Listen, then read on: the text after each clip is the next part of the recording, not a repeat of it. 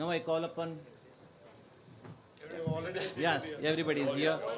Yeah, let me just introduce Professor Krishnan Balasubramaniam from IIT Madras, a leading academic in deep tech R&D innovation and product development. Professor P. Rajalakshmi, Director from IIT Hyderabad, a pioneer in autonomous mobility systems and smart technologies. Mr. Shaji Verghese, CEO, Sign IIT Bombay, a key figure in building a robust entrepreneurial ecosystem around IITs. Dr. Sarita, already we heard her. Dr. Tejas from Off-Grid Energy Labs. Sir, over to you, sir.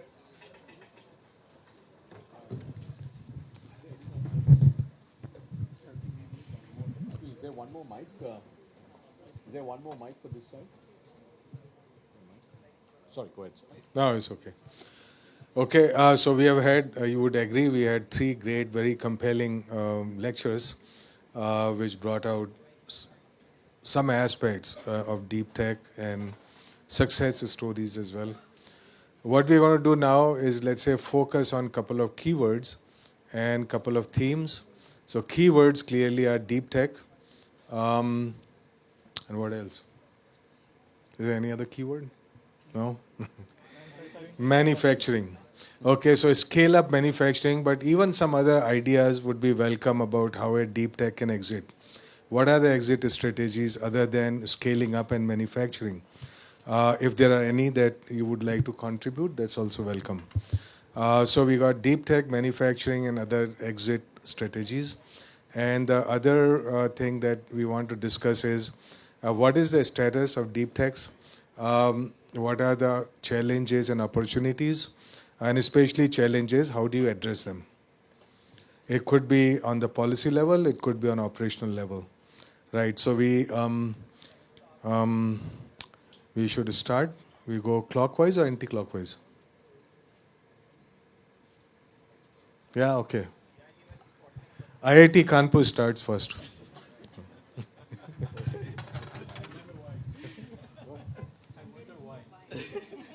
Absolutely not clear to me at all as to why. No, I think since Professor mentioned that manufacturing is one of the keywords, I would start with infrastructure around manufacturing. So one thing that I learned is India can actually leapfrog, sir, in manufacturing in a way that there was a model like incubators, for example. These are aggregators which attract early stage startups. I've been to few countries, and interestingly, UK has built shared infrastructure for a lot of battery manufacturing and research. There was an interesting observation. A lot of that infrastructure is obsolete now. You know, they have spent hundreds of million pound in building that, but it's obsolete because technology evolves very fast. So what can we do actually? What do you realize? And when you talk to those people, we realize that because of that infrastructure, they have been able to build a lot of expertise. So it's not the infrastructure, it is expertise that matter.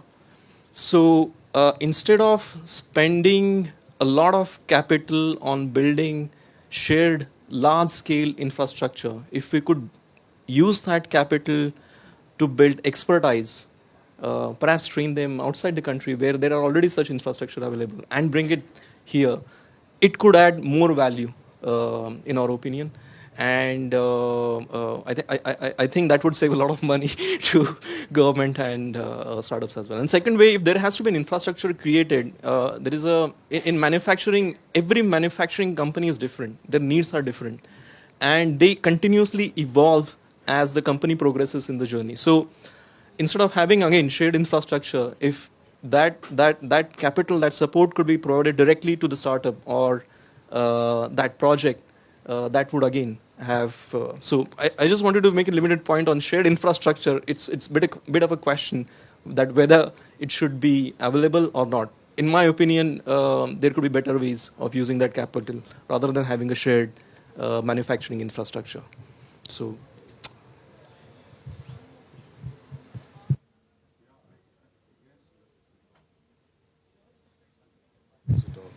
Deep tech. Yeah. So a good old debate about is it infrastructure or talent that matters. And you said infrastructure is not that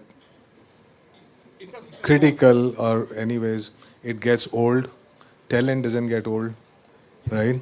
Okay. It's like the old question about is it the journey or destination?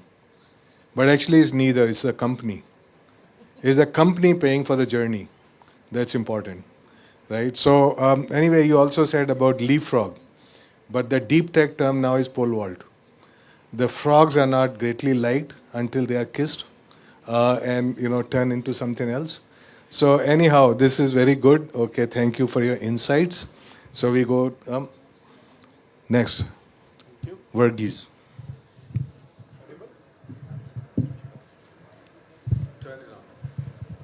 Yeah, so I'll share from a science perspective what we have been doing for the last few years, especially in the deep tech space, and some of the issues that we have kind of noticed when supporting deep tech startups. So just to give a context, currently we have 93 companies which have been incubated at Sign. 80% of them are hardware. Of this, one third of them are real deep tech companies. IPs which have come out from IIT Bombay, taken to the market through the venture route, right? And so one of the few issues that we have seen with most of this is one, obviously is a capital, because if you're talking about deep tech, then you need to kind of enhance your funding at a very early stage, and kind of that's one of the biggest challenge. So how are we addressing it from a science perspective? What we are looking at is kind of having a small fund, deep tech fund, which would help our startups or the larger ecosystem startups in kind of raising the pre-seed and seed funding.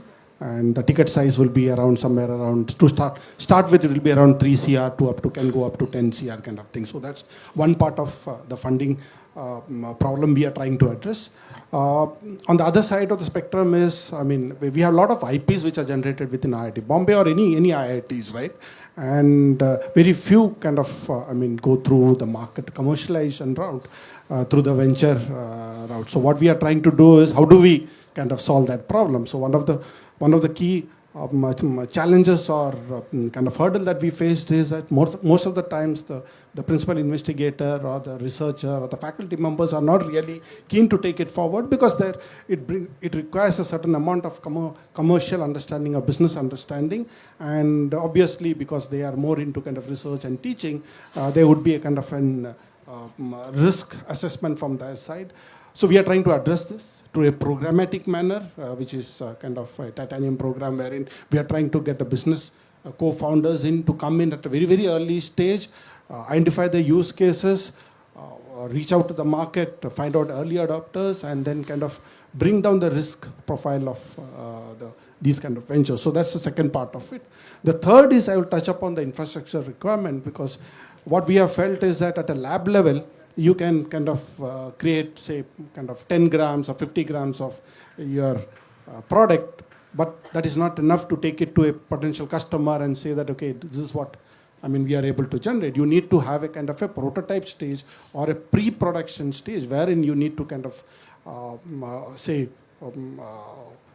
make a kind of, you are working on an advanced material, so you need to have some in kgs, right? 50 kg or 100 kg, you need to supply to the potential customers who will then test it, validate it in the market, and then come back to you whether it makes sense. So we need to create a certain amount of kind of infrastructure facility where enhanced prototyping can be done, because what we have seen is most of our startups try and figure out vendors in the market, but then that's a big challenge, because you need to have specific amount of tools and software application which are not readily available, and also it's called a lot of iteration process takes place, because it's a product, deep tech product, right? That is also time consuming. So we are trying to address that by having a kind of a pre-production kind of facility, which is a common facility that will be used by kind of a cross-section of our startups. And the fourth is most important, is kind of getting kind of the market, understanding the market, right? Most of them, these are disruptive products, but the assumption is that there is a ready market for that, but somebody has to go there and talk to potential customers. And what we are trying to do from Sign point of view is to kind of bring corporate partners within our network, and then kind of early on the discussion happens, so that you are able to identify, the founders are able to identify the optimum use cases and look at the market. So these are the steps that we have been taking. And some of the challenges what we have also seen is that from a policy side, which DST can take it with the government, is that a lot of times certain equipments are not available in India, needs to be imported, and that itself, the lead time takes around 6 to 8 months. So how do we reduce it? Can we kind of bring down the import duty, at least for those equipments which are kind of imported by incubator or by institutes? Thank you. So that's my kind of observation. Thank you much. I have some rapid fire questions. So one is this, when you're looking at what makes Sign the best incubator? Of course, there are no other incubators here, right? I mean, so it's okay, it would be a fair statement to say that? And also, I mean... It's a fair statement, I would say that, yeah. And you have conflict of interest. But associated question, you know, I asked Boini Bhatt, first time I met her, I said, why is it called Sign? Why not cosine? Yeah. Do you have answer to that? Yeah. So, Okay. I mean, founder's journey is up and down, right? So it's Sign. Yeah, but cosine is the same. Cosine is also the reverse way you have to look at, right? Yeah, anyway, so, okay, I was saying, like, what makes a good incubator? Okay, or really, I mean, what is it that some incubators lack and you have, others don't have? See, I think the most important thing is the team behind the incubator, because they should be kind of, I mean, highly trained, as I think Nikhil was talking about, right? And once you have a good team, you will be able to kind of build value or bring value to your incubating company. So that's one of the most important things. And obviously, kind of, the team also learns from experience, and that helps. Yeah. And then access you to pointed funding, out that... association with DST, I think we were fortunate enough to have that association. Of course, earlier. you're sitting there, so you have to say it. No. Okay, see, you pointed out that startups, they need infrastructure and easy access to that. Right. In fact, these so-called Sati centers in DST were started with just that, idea that about 80-70% of their time on the equipment would be available to startups and MSMEs. Fortunately, unfortunately, the Sati centers are managed by professors. So it gets quite different flavor over time. But the idea is that indeed that you should have access to these resources. Now, one final thing. You see, when you're looking at deep tech, incubating a deep tech, so should one, I mean, deep tech would focus on acquiring IP, creating prototypes, then scale up and manufacturing, and then manufacturing to market. So which of these steps do you think is most difficult to traverse? And should, in fact, a startup be going through all of this? Or they would be focusing more on IP prototype and then leave marketing and manufacturing to somebody else? So that's one of the strategy for most of the startups use. Basically, kind of, you have the design, you control on the design, but actual manufacturing is done by a third party, right? So that's one approach which can be done. But I mean, as a startup or as a founder, you should always look at how do I maximize my value? I understand. How many of your startups go to manufacturing or scale up? I mean, at a scale, and then we'll come to marketing. So most of our companies have kind of, which have really scaled up, around 20% of them are scaled up out of these 250 companies. And some of, like, kind of Sedimac, IdeaForge have to do their own manufacturing rather than kind of depending upon third party, because if there are IP involved, right, I mean, you like to kind of protect it as much as possible, right? And the basic stuff you can manufacture it, but the core product that goes into that, core IP that goes into the product, you need to kind of close it and kind of have a total control on it.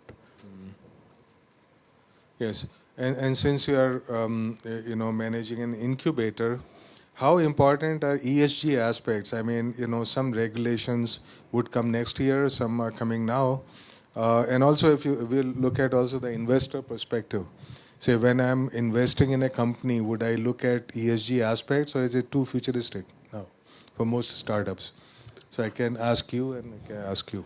I think most of the companies have been starting incorporating ESG early on, kind of. I mean, Early on. as soon as kind of, if a deep tech manufacturer is able to kind of incorporate that much early on, I think they have a better position to kind of raise money, one, because you have ready So access to you have funding. found that it's easier for them to raise money if they are Yes. more ESG compliant? Yes, yes. Okay. Because the due diligence process, this is also one of the key elements that investors look at. And how many companies have gone public?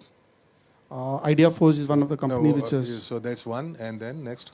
There are 2 companies in the pipeline. I can't name them, but obviously these are large companies which have really scaled up. And You can't name them because of confidentiality agreement? no, that's own intel. They need to announce it. We can't. Oh, they're we not can't yet step gone. kind of, Okay, yeah. okay, I understand. So there's just, you're saying there's this one company and one in the offing 2 that in the has offing. gone public. 2 in the offing. So, this would be another question I have to all the panelists. What are the special challenges of going public? Why is it that not more companies are going public? Is it because people start feeling satisfied at some point? Or is it like a very daunting task actually to prepare to go public? Is it high risk? What is it that's preventing people? More numbers. I would imagine at least 10% companies that are incubated at some point should go public, right? Anyway, not right. Anyway, I don't know what the reasons are. So we could actually look at that particular aspect at some point. Okay, so thank you very much. And okay. Good afternoon all. I'm Professor Rajalakshmi. I would briefly like to talk about the National Mission on Interdisciplinary Cyber Physical System because I am a professor in Department of Electrical Engineering at IIT Hyderabad. DST rolled out this new program, National Mission ICPS, where, they wanted to launch R&D programs as Section 8 companies. That was first initiative in an academic setup. Otherwise, DST was rolling out incubation support. This was the first initiative where R&D support was rolled out as a Section 8 company. Okay, that was really, it was really very new to all the researchers for us. What is a Section 8 company? Because I have handled DST projects or MIT projects, but how do I handle first a Section 8? And then, there were many aspects apart from core R&D, translational research, right? Because we had to report R&D outcomes, not in terms of, publications or patents, but rather I have to talk about products. And when I talk about products, I have to quantify in terms of TRL levels. Like they said, okay, how many number of products you have about TRL level 7? How many are in the basket between 6 to 3? How many are less than 3? So there was a paradigm shift in the way we had to actually think of R&D in an academic setup. Okay, so I think that was first program, I think, which was rolled out by DST in 2019, where we were awarded in 2020 the projects at IIT. But it gave a different, the perspective of us looking into R&D and what we should do to translate our lab level research to product building. Today we were talking about, during the keynote session, product nation than service nation. So I think these kind of, projects, like particularly NMICPS, has really led to kind of product development at the academia. Okay, particularly at IITs, where these NMICPS Section 8 TIHS were launched. I think I'll talk more about it. You like to talk more about it? As we go along. As you go along, okay. We may not get time later, so if you want to talk, you can talk some more now. But anyway, now that we've gone through half the speakers, it's time for introductions, you think? Oh, we just, why don't you actually, we'll go in the reverse now. You introduce yourself to everybody here and what drives you and what are the what's your background and stuff. And maybe you can quickly, also summarize what is the most compelling lesson that you have learned in being in this startup space? So then to continue with this as TIH itself, because I was talking about research spoken in terms of products at different TRL levels. The next thing that was also, embedded with the project was also the startup ecosystem. We were all the researchers, particularly when I wanted to report the progress of the hub, I have to say to DST how many startups were funded in this area. Okay, because until then, there was a separate incubation center or an incubator at IITH or different IITs, which was actually talking about startup ecosystem. But now the startup was embedded along with the project. You know, if you see, more than 40% of the project funding, which is around 100 plus crores, was only for entrepreneurship development. Okay, so that way, you know, like now, you know, we are actually getting into a space where R&D, R&D gets merged along with the startup ecosystem. Now, I'm on a day by day, day in, day out, you know, I'm just, looking for good startups which will be working closely with us in this particular area, because, you know, and the good thing with TIH or the NM-ICPS mission, 25 hubs were actually supported, and each of them were in different technology verticals. You know, that was very unique about this program. For example, IIT Hyderabad was working in autonomous navigations. IIT Kanpur was in cyber security. IIT Delhi was in cobotics. Bombay was in IoT. Madras was in, sensors. So each of them had their own technology verticals. And, you know, you can see that there is an entrepreneurship ecosystem built around this deep tech, you know, areas around this hub. You know, each of the hubs in the last 5-year time span, you know, we have supported more than 40 to 50 startups. And all of them are aligned in this area of, you know, autonomous navigations or in the area of cyber security, which has actually enabled the deep tech startup in the, startup culture in the country as well. You know, that, I think this is a really, very innovative program that was launched. And it is actually, you know, giving a complete 360-degree development in a particular area. I would say technology vertical in the country. Yeah. Of course, it's an innovative program. I lost at least 1 week's sleep over it, designing it. but you see, the first principle of doing good science is not to focus on strengths, is to focus on weaknesses. Yeah. So now tell us what is not working. Okay, so right. So that's what we need to rectify here. So when, at least in the last 5 years, what we have seen, for example, when we talk about product-driven, R&D, the most important thing is, up to some level, we talk about POC, field deployment in the campuses. But if you want to go for scaling up, like when you want to become when you want to set up standards at the global level, you need to go for standardization, regulatory compliances, policy compliances, that is very, very important. Where do we have such kind of ecosystem in the country? That's very, very important. That's where, if you see at IIT Hyderabad, we have an autonomous navigation test bed, where we have created test tracks, first of its kind in the country. One similar such exists in NTU, CTRAN test track. One exists in MCT, which is in University of Michigan, where, they have come up with proving grounds for testing autonomous vehicles.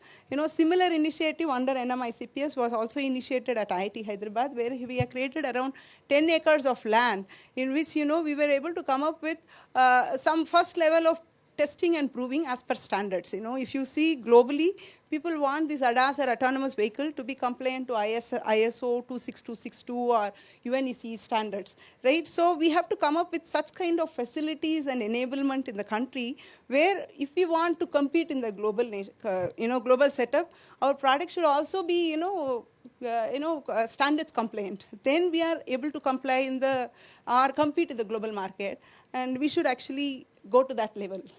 Next. Introduction. Shaji Varghese, more than 30 years of experience, close to 30 years of experience in the investment space. So I was, handling private equity fund before venturing into the incubation space. And what I find interesting out here, or what keeps me kind of driving, is that you get to work with some of the brightest mind. Faculty members, and some of the ideas are not somebody works that they have done is really kind of cutting edge. And if I can convert even 10% of that into a kind of an impactful product or solutions in the marketplace, a commercial venture, that itself is a huge. Do you get sometimes unhappy customers, like they come up? Yeah, we do. They're demanding. Startups are demanding. And when they require something, and then they require it immediately, and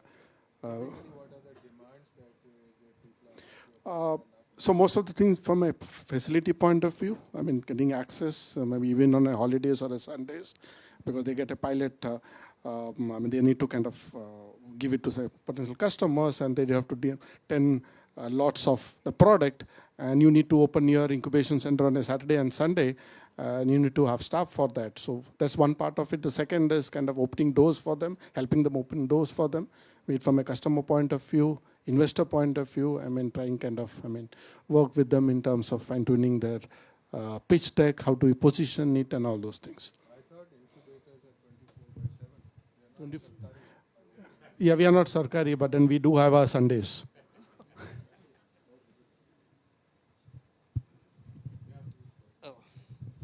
Okay, so yeah, I'm Tejas, co-founded Off-Grid Energy Labs, and we are building world's best battery for solar and wind energy storage. And there are three things, again, I'll iterate: infrastructure and some policy changes. For example, a lot of things that we were able to do or take risks is because we had the capital, private capital with us, and that was multiple folds than what we got from the government. So how do we incentivize, let's just say, private capital so that they could take more risks on companies like deep tech? And second is, there are a lot of good I would say policies in Western world. I'm not sure if India has implemented it, but there are R&D tax credits. The capital that you put in real research is actually incentivized in UK, US, and few other nations. So if we could have such tax credits here as well, I think it would have a great value and incentivize even entrepreneurs to do more.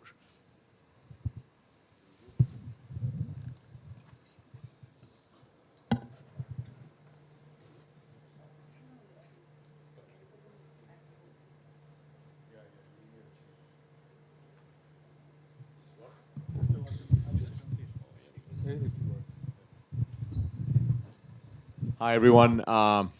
Firstly, congratulations. DST completed 55 years. I think it's absolutely fantastic. I don't know how many of you are from DST, but former secretary, the DST team, congratulations. So let me start with introduction. I am with Peak 15 Partners. We are a venture capital firm. We've been investing in India for actually this year would be almost exactly 20 years. We invest idea through IPO. We invest in technology and technology-enabled companies. We have about 70,000 crores. Assets under management basically means that's how much we've both invested, but as well as capital that we've raised that we haven't invested yet. Actually, we have about 15,000 crores that we'll invest over the next year or two before we go out to market again. We invest idea through IPO, so we can invest 2 or 3 crores. We can also invest 2,000 crores into a company. I think 2,000 crores is the highest amount we've invested in a individual company. So that's sort of who we are. I think in terms of when it comes, I had a couple of thoughts. One, I think it's important, you've seen 2 companies on stage today. I think Sign has, 80 some companies. The deep tech rocket, if you will, has been built, and it's about to take off. So I think that's important to keep in mind. And the reason I say that is because, it's important to know what we've done already, right? So I think there's some very, very interesting companies. Ather's IPO just got fully subscribed. I think Ather came out of IIT Madras, was a pioneer really in electric vehicles. Has really built a very, very interesting set of EV products, many technologies that they built themselves. In fact, I'm a huge fan of IIT Madras, so Professor will talk about what they're up to. India's most important AI company is a company called Sarvam. I think they, by the way, already have Indic language voice agents that on a rupees per minute basis is an order of magnitude lower in terms of cost than all the models out there already. And I think by the end of this year, they'll have globally a very competitive model across pretty much everything on the frontier model side. So if you look at IIT Madras, in fact, just in our portfolio, we have several companies. We were the early, we seed funded Sarvam and then led their next round together with Lightspeed. Our first 2 semiconductor investments both came from IIT Madras. We have a company that was both Incor and Mindgrove, two companies out of IIT Madras. We have a company in green hydrogen electrolyzers, which called Nutrace. They make green hydrogen electrolyzers that are membraneless. Two Indians who got their PhDs in Europe worked there, came back. Actually, they just wrote a cold email to Professor Satya. And he invited them and basically incubated them in IIT Madras. So I think the list can go on. But I think it's important that the rocket is built. Now we just need to get it into orbit. And I think that's what it's all about. And that comes to what are the, as venture capitalists, as we look at sort of the deep tech, emerging deep tech sort of ecosystem, if you will. There are 3 or 4 things we'd love to see more of. I think one is we want to see more very high quality ideas that get to TRL 8 or 9, okay? Because at least for investors like us, that's where we come in. We have very large funds. That means we need more IIT Madras, right? So we think IIT Madras is truly world class. I went to MIT and Stanford, and I'm deeply involved in both ecosystems. IIT Madras is truly world class. Okay, today, and I think that's really important. I think as we look at the ecosystem today, we think IIT Madras is world-class. We think CCamp is world-class when it comes to life sciences. I don't know about the rest yet, okay? So I don't think India needs 1,100 incubators. I mean, I'm glad that we have that, but please don't add any more. We need 10 IIT Madras quality institutions, okay? And I think this is really, really important because I think because we have 1.4 billion people, everything in India is about numbers. We have 150,000 startups. We have 1,100 incubators. But I think the first thing we should do is we should focus on world-class quality. If 2 years from now we can be on stage and say we have 10 IIT Madrasas, that's number one, because those are, what we need is big ideas that are real. We don't need lots of little ideas. So that's the first thing. I think the second thing is obviously do that. We need more capital. I think the ecosystem is very, very excited about the 20,000 crores that Professor Parandekar spoke about. I think the next 10,000 crores fund of funds, the second tranche, a significant part of that will be for deep tech. I think having more funds that are fund of funds so that we can actually have more. India has some very, very good small specialized deep tech funds like Speciale and so on and so forth. We need more of those. So I think having number 2 is more capital.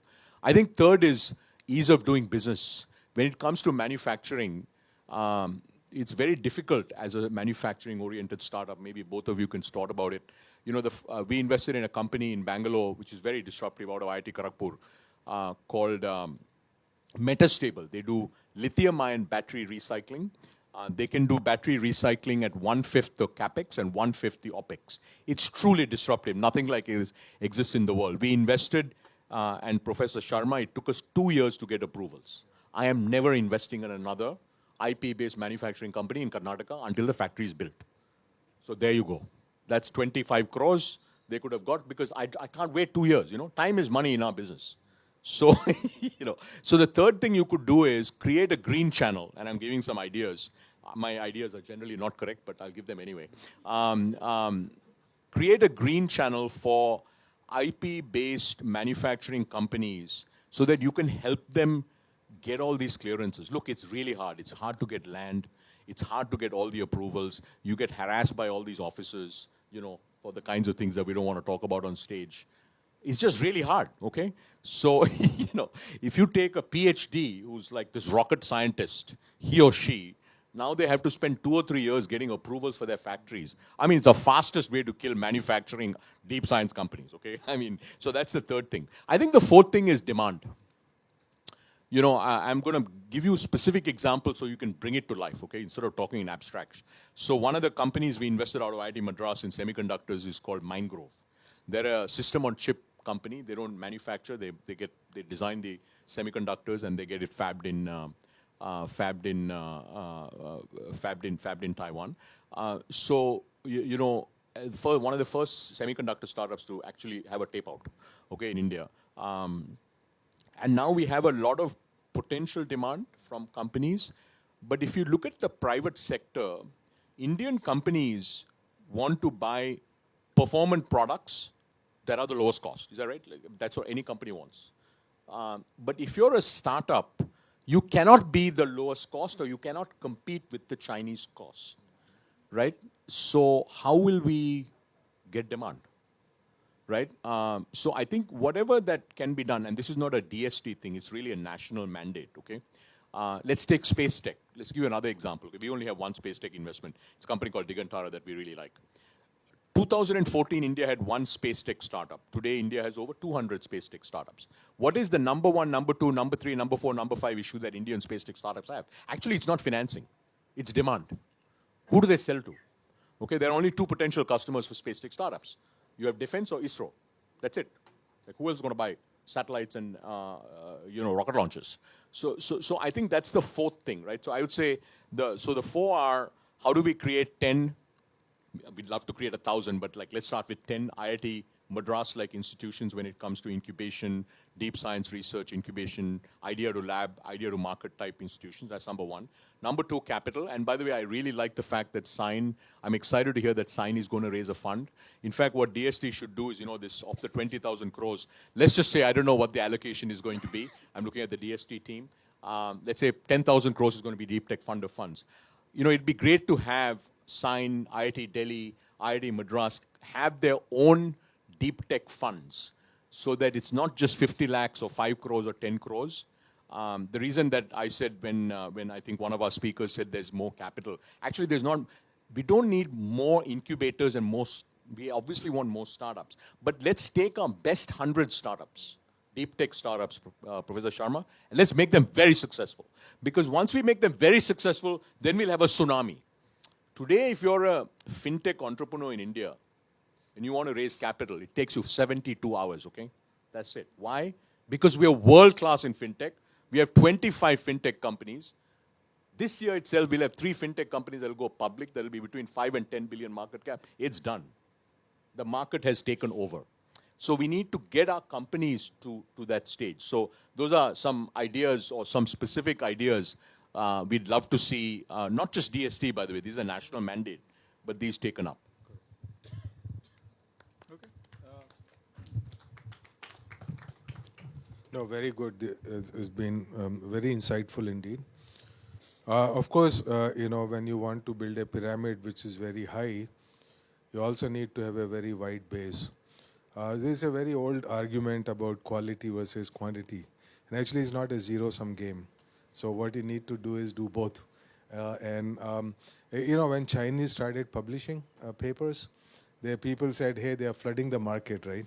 So by what happens is the number of peaks are always proportional to number of products that you would actually get in there. So by mistake, some people just become successful. So if you have like 100, then 10 may be successful. If you had 1,000, then 100 would be successful and so on. No, so I'm not disputing anything of what you said. We need 100, certainly we need to promote the top 100 and take them to a next orbit.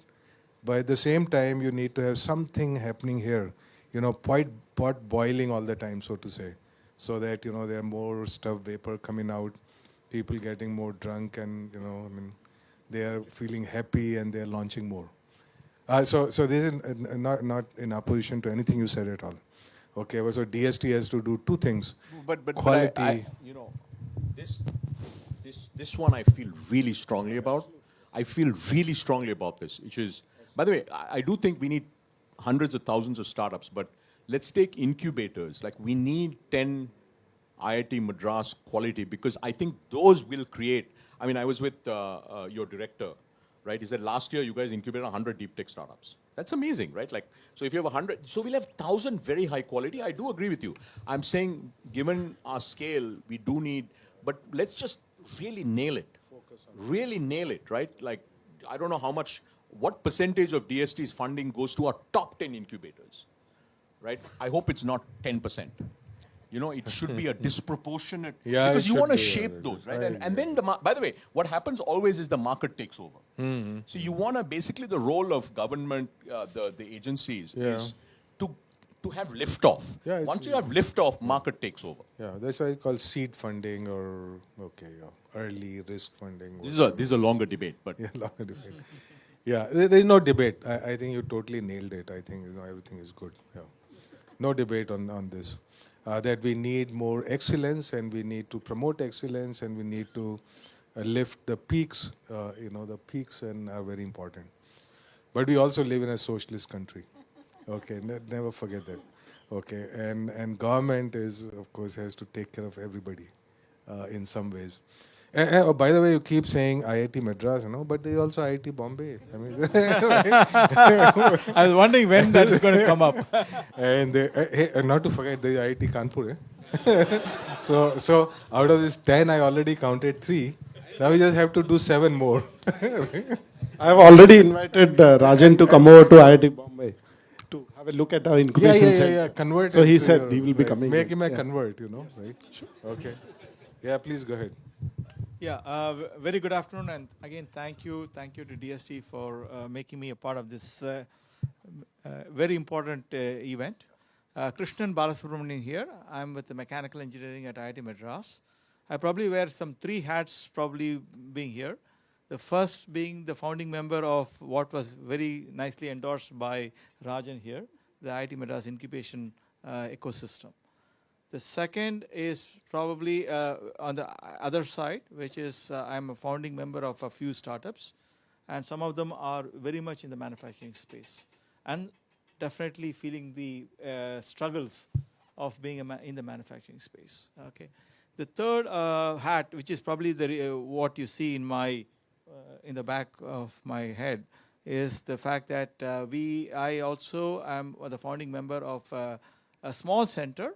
Lean center, and sometimes people call it a mean center, called as Gopalakrishnan Deshpande Center. They are nice guys, by the way. Okay, so Gopalakrishnan. So I'll speak a little bit more on the third one, which is the Gopalakrishnan Deshpande Center. Basically, the premise of starting this center was from Desh's idea and his experience in the U.S. starting what's called the ICOR program, which National Science Foundation has completely taken over. What we are trying to do is to look and see the first and foremost thing we try to emphasize is how do we do a lab to market mindset change.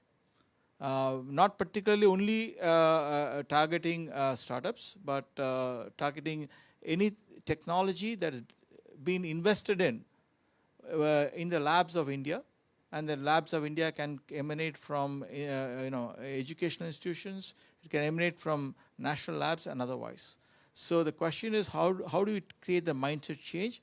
The reason behind that is most researchers who probably know more about the technology than anybody else are also having a mindset of how do I publish, how do I get to the next project, rather than saying how do I take this project and take this concept and create an impact. That's a big difference that we actually try to emphasize, and it's a mindset that we believe in. So we try to create that. So usually we involve faculty, we involve entrepreneurs who could be students, who could be ex-students. Just a small statistics, we are almost nearing 500 what is called ideas. Now, just to let you know that we do not get involved once the idea becomes a startup. So we are before the startup becomes what it is. And the idea is, can I make them more amenable to succeeding?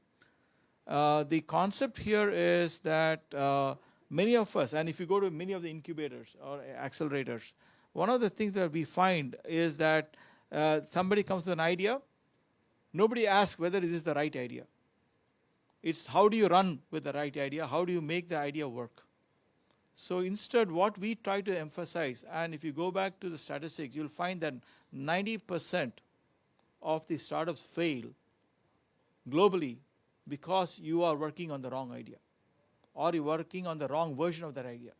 So one of the biggest challenges that we have is how do I convince somebody who's deeply passionate about whatever they had worked on for years together, how do you convince them that that idea in that form may or may not be right?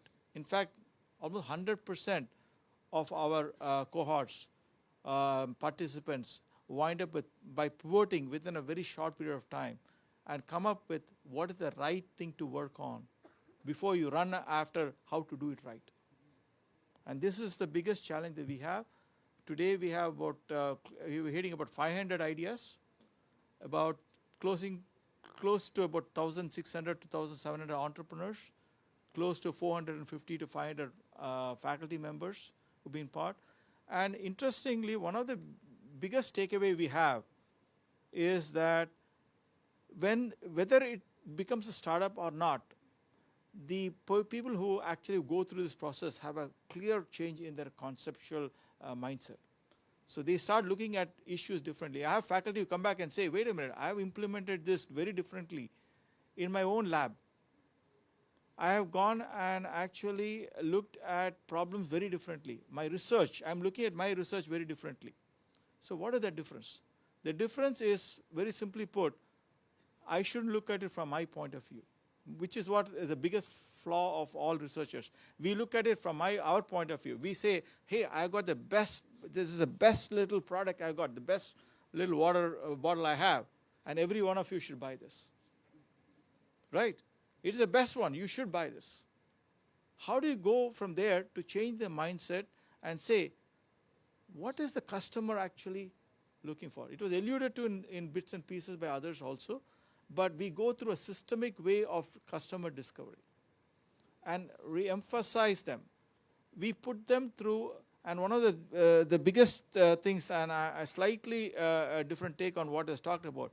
For me, an entrepreneur has to have to answer a lot of uncomfortable questions. So we actually put them through a lot of discomfort. Because if you can't answer those uncomfortable questions, you're not going to succeed. So how do you make it difficult? You know, everybody say make it easy. Yes, we have to make the ecosystem easy. But when it comes to technology, when it comes to business, I think the entrepreneur has to go through a lot of uncomfortable spaces. Okay, they have to learn how to navigate. They have to learn how to survive. You know, Sarita talked about almost bankruptcy, right? Many times. I can assure you that some of the names that was talked about by Rajan here, I've seen them go through very similar situations. How do you come back from the brink?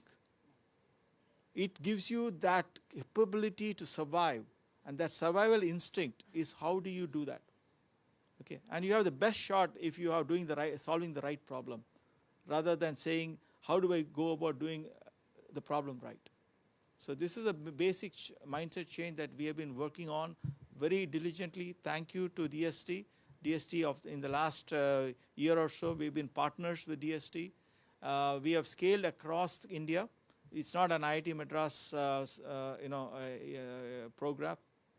Today we are close to 100 institutions at all levels, Tier 1, Tier 2, Tier 3 levels. In fact, we have, and we are agnostic to what field it is, what technology it is. And by the way, yes, we've had a few successes. About 150 companies have come out of have been running and survived the initial valleys of death. And so some of them are doing exceedingly well. So that's kind of where we come from. So I think I've answered 2 questions of the 3 that, yeah. One is who am I? Who am I? And the second one is what do you think about the challenges of an entrepreneur?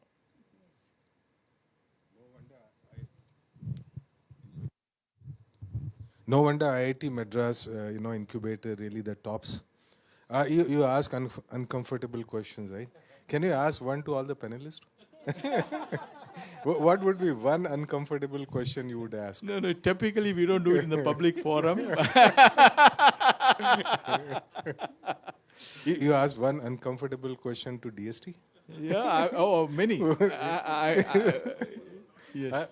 Public forum? Yes. Yeah, absolutely. Yeah. Well, no, absolutely. I think some of the challenges that Rajan mentioned, I think we need to, while absolutely agree on the fact that we need to be broad-based, because that is the mandate of a governmental institution.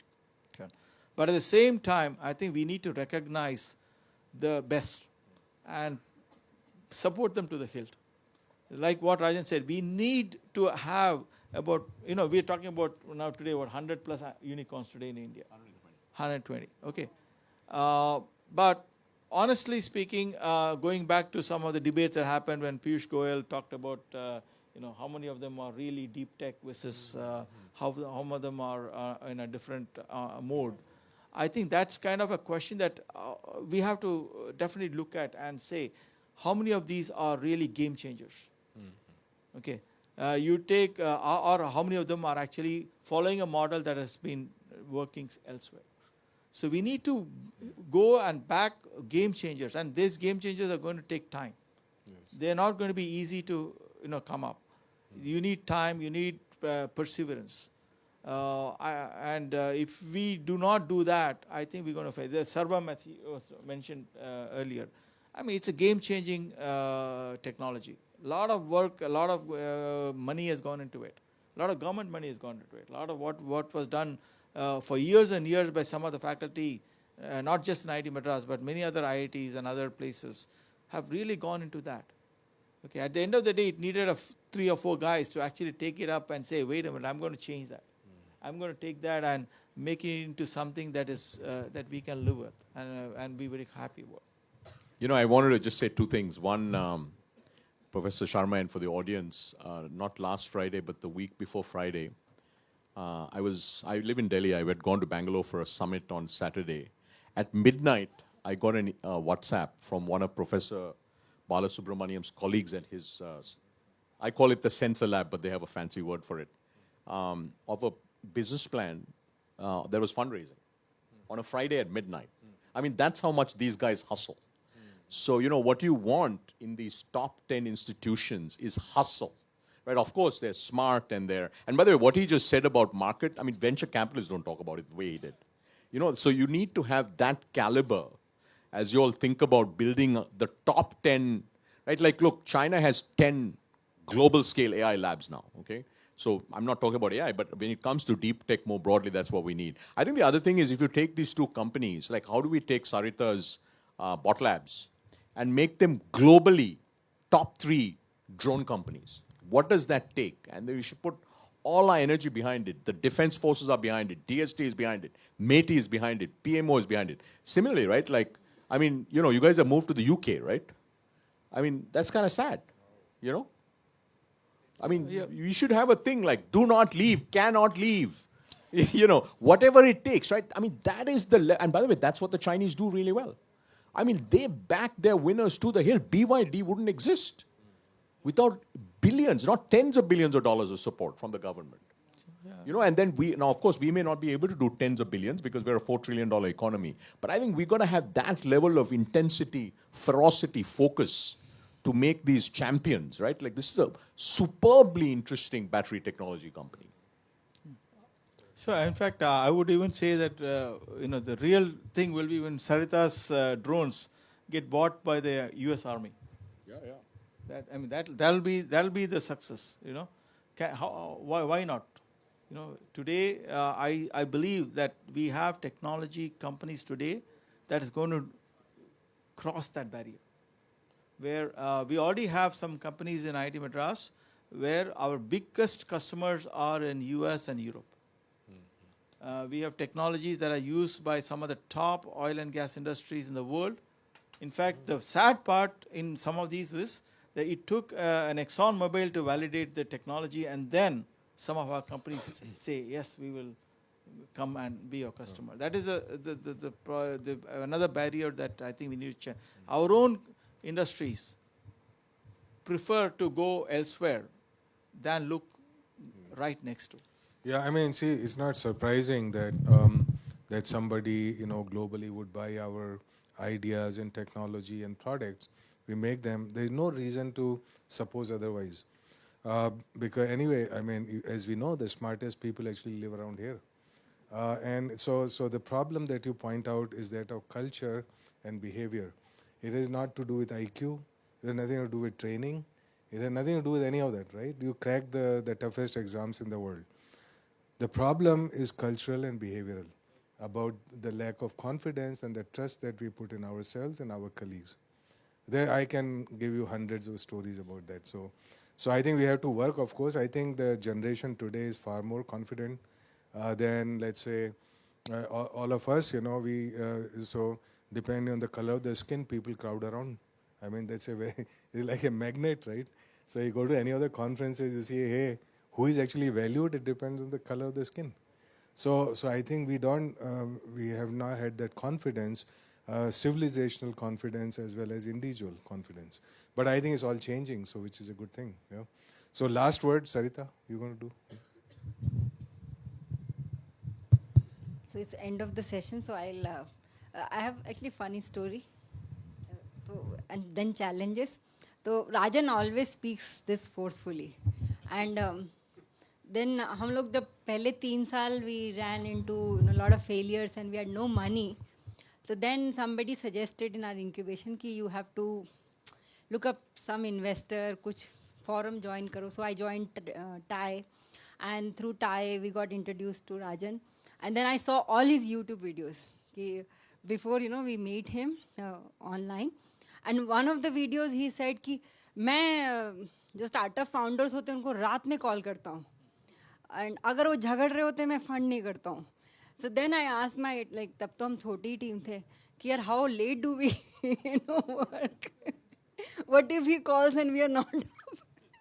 And usually we work like 12 to, and so then Tanmay, my co-founder, like, how late, ma'am? Is it like 3 a.m. or something? Then we are all going to be sleeping. And then I said, Tanmay, you can't fight. Because, Rajan said if the founders are fighting, it's not fundable. So we can't be fighting. And actually, by that time, we used to fight a lot. Ki kaun sa idea, kaun sa platform. And then TAI connected us with Rajan. He was very kind. And during COVID time, he gave us more than an hour. And even then, he was very, very honest in telling that what was the problem with our business model and what we need to think. And those kind of early advices do help. Because as a, यहाँ पे बैठ के हम लोग ना बहुत deep tech, but deep tech में एक problem है जो deep tech बनाते हैं, they're typically engineers. Like I am PhD and my co-founders are BTechs. So we really are as far from business as possible. And when we started, our idea was very simple. You make a technology, sell it. We didn't even think funding bhi kuch hota hai. And for 3 years, that's what our idea was. We'll make drones, we'll sell it to army, done, right? Make some profit. And we did not think कि अगर वो नहीं खरीदेंगे तो क्या? And if there is some dead period, how are we going to survive? वो हमने सोचा ही नहीं था. And then in 3 years, we went bankrupt. And then this whole thing of finding funding and surviving, all of that came. Then Rajan, of course, did not give us fund at that time. So we had to knock on DST doors. And how I knocked is also another funny story. So we're looking for funding, and then DST, nobody was listening.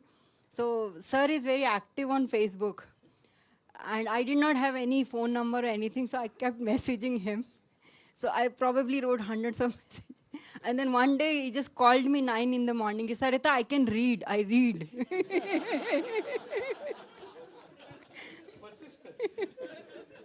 And I was like, sir, aap hi bol rahe ho kya?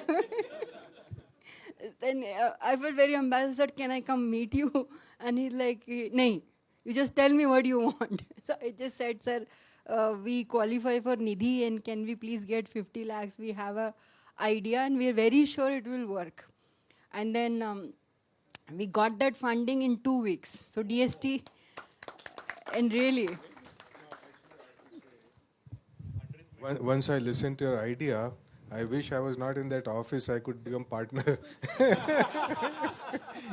so I'm a good judge of ideas, and what's going to fly or what would not.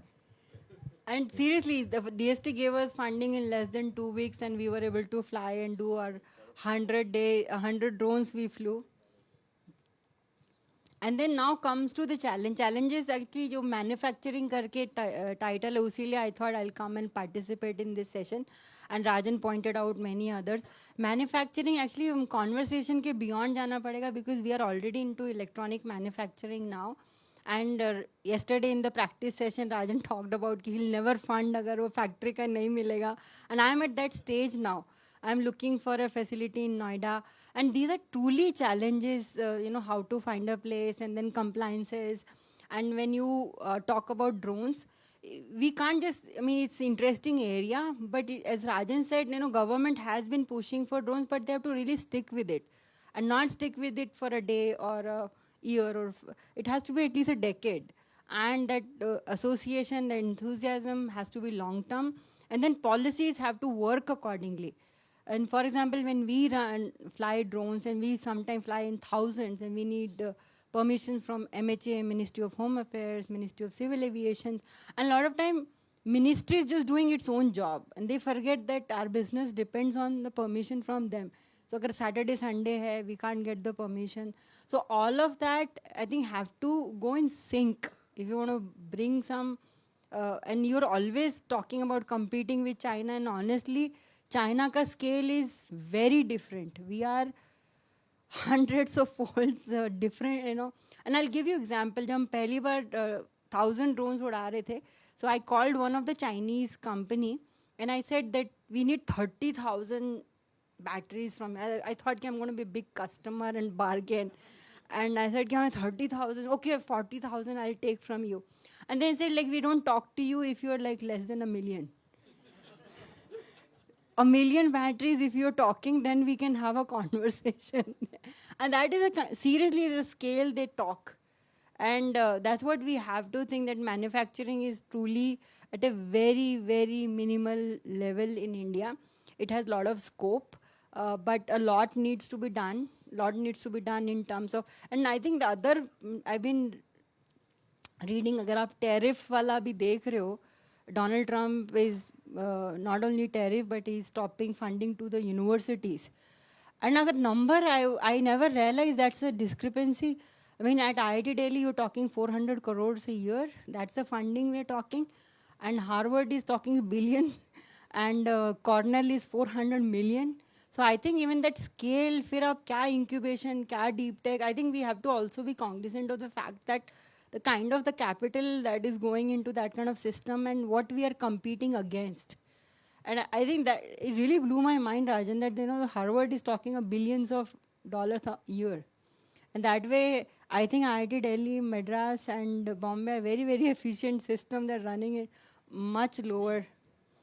We are really lean. Very lean, yes. So, yeah, just to endorse that, our GDC, we consume less than 10 crores a year. And we cater to close to about, say, 100 today, before DST came on board, about 100 ideas. The funding given by NSF to its ICOR is $40 million a year. Wow. And they cater to 600 ideas. Wow. So that is the efficiency at which we can operate. So actually it's an advantage. We don't need the billions, but we still need the millions to do at scale. Okay.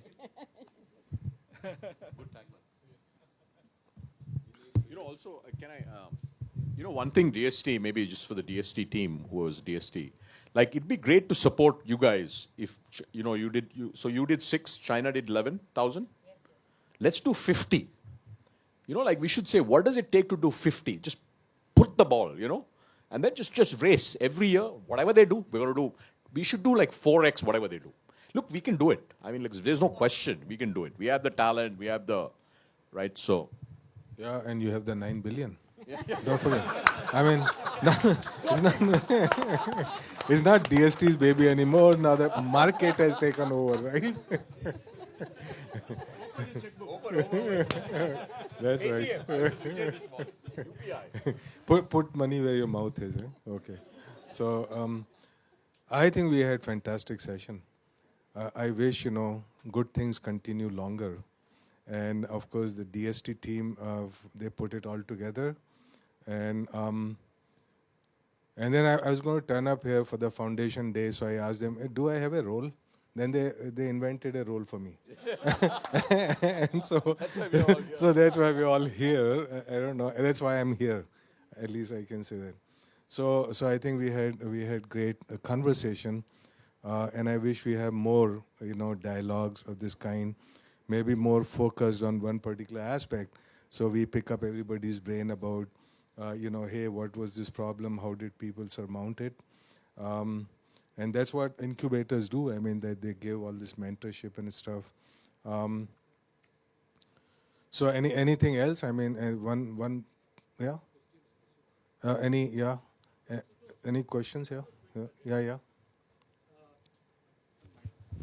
As we are celebrating our 55th day, I've worked in DST for long. So where the S was large and T was small. So you balanced it. S and T became, in fact, T is now bigger. Because I was an than S. engineer, I mean, not a scientist. Right? And then, of course, we have the third pillar, innovation, which science, technology, and innovation. I think the department should be now called DOSTI, Department of Science, Technology, and Innovation. Actually, I'd already suggested that in 2015, just when I joined the department. I Right. said we'll make it DOSTI, Right. Department of Science, Technology, and Innovation. Right. DOSTI, right? But Yeah. it was not accepted. Yeah, and the last, one more suggestion I have, it's time for the Indian startups now to globalize and go on the international Yeah. market. But So I think right. we should start some programs in DST to help handhold our startups to actually now go into foreign markets Right. and try to understand the ecosystem there, Right. because that also will give us a lot of strength to work back. So I think a new program we could perhaps start on emphasizing having more startups exposed to the global market. You know why Arbindo is saying that? Because he's the head of international division in DST. And on the- So he's saying everything is international, right? So he's yeah, no, all that's right, very yeah. important for us to really Of course, become a of world course, leader. right. And the thing on manufacturing, I'll request all of you to visit the Andhra Pradesh MedTech zone. This is a classic example, where in the healthcare system, they are manufacturing things which we were importing decades. They are actually looking at the import basket of the health sector, and each item they're targeting, and you'll be amazed to see how the startups got actually incubated, prototyped, pilot tested, and getting manufactured within the campus. 200 companies incubated within the AMTZ is now manufacturing at Visakhapatnam. So this is a classic example. I'll urge all of you to go and visit AMTZ and see the success story there. And there's one guy, Jitendra Sharma, who did it. And we hope we can replicate more Jitendra Sharmas across the country. So it's something that And that's a very would good suggest. sector to look at, Yes, deep health tech tech. sector, because even now 80% biomedical devices are imported, and many of them are low-hanging fruits. I mean, Yes. it's not like rocket science or anything. Yeah. So I mean, they can be rigged up Right, very from easily. dialysis machine to MRIs, all are now getting their manufactured there. So it's amazing, which we used to import, now we are doing ourselves. And the last thing which Rajalakshmi talked about, can we actually make some of our ITs as certification bodies for regulatory clearances? For example, this is a big hurdle for all deep tech startups. We do not have qualified system. If we can make some of these IITs, for example, the one which actually she took me around when I was in Hyderabad, what is that? The autonomous system of, so I think we can actually pick up some of the incubators and some of the institutions and try to develop that framework of regulation and certification that would really help a lot of our deep techs. So some of the things which I think we could consider. Thanks. Yeah, maybe any more? Half a question more? So people go back happy, satisfied? Yeah? Quick Hi, question. just sorry, I'm Professor Shampa from IIT Why Delhi. are you sorry? I mean, Because at the last moment I'm okay, asking no the problem, question. no problem. Go ahead. So I would like to know, as a professor, what is the opportunity we have to make a Section 8 company? This is the terminology I just heard today. So if you can little bit elaborate on this, then it will be great. No, why do you want Section 8 company? You want That's profit, what. no? That's what. You want to be rich, no? You don't want Section 8 company. That's that's only what- for institutions, no, not for an individual.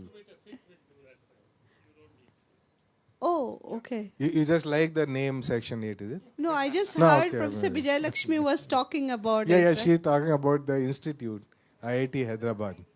Oh, okay. It is Not for Section 8 company, not for profit company. okay. Okay, so I mean, not for profit institutions cannot open for profit companies, and they can't receive government grants. So government grants, they basically go to not for profit companies. Okay. Unless there is a special scheme like TDB, or Okay, a special yes. purpose vehicle Yes. like yes. TDB, so you can give it to profit companies. Okay. Okay. Yeah. Okay. Thank Okay, you. done? Done. Very good, Thank very you. good. Okay. Thank you. So we are also done, and Dr. Praveen Roy and his team, we are very thankful for them to organize all this. You know, you should also offer pizza and stuff at the end of it. But if not, okay, next time we'll take care of that, right? Thank you very much. Thank you all panelists, right, for your deep thoughts. I request all the members to stay back on the dais. So, I mean, thank you for the panel and the discussions that went. One thing is certain, like the bits, the knowledge bits have really gained. I mean, in this hall, all the audience is having a lot of knowledge bits received by them. And apart from that, the hemoglobin